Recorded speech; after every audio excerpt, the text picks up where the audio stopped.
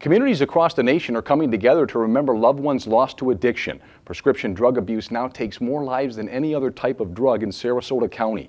The community is encouraged to remember those lost and support people currently battling addiction tonight at the N.O.P.E Candlelight Vigil. SNN Local News 6 anchor Mia McCormick is live at Faith Lutheran Church now with more. Good evening, Mia.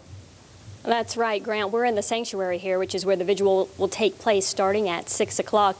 And N.O.P.E actually stands for Narcotics Overdose Prevention and Education. It's a nonprofit that started back in 2002 in Palm Beach County. And now the N.O.P.E Task Force travels to schools all over the country and talks to teens about what prescription drugs are, what they do to your body, and why they're in your home. And this is really, this type of education, it's really our first line of defense against prescription drug abuse.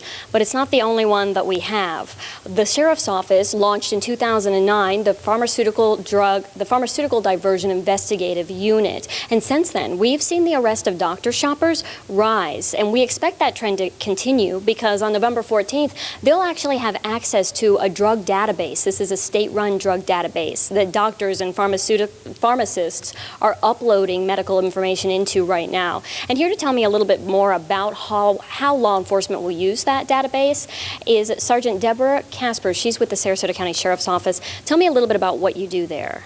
What we do is we take a lot of time working on prevention, education, and enforcement with controlled substances and people that don't want to abide by the laws. And we were talking a little bit about this database and how you're going to use it earlier. How will you use this in your job?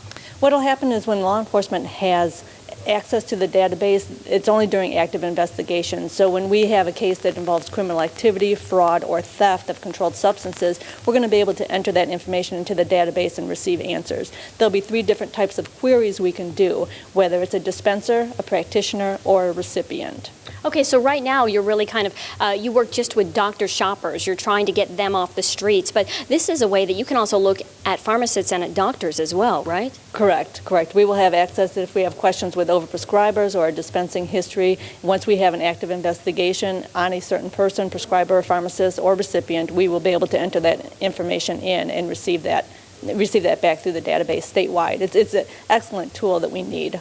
All right, thank you very much, Sergeant Casper there. She will be here at the vigil. Again, it starts tonight at 6 o'clock here at Faith Lutheran Church. Grant? Mia, thank you very much.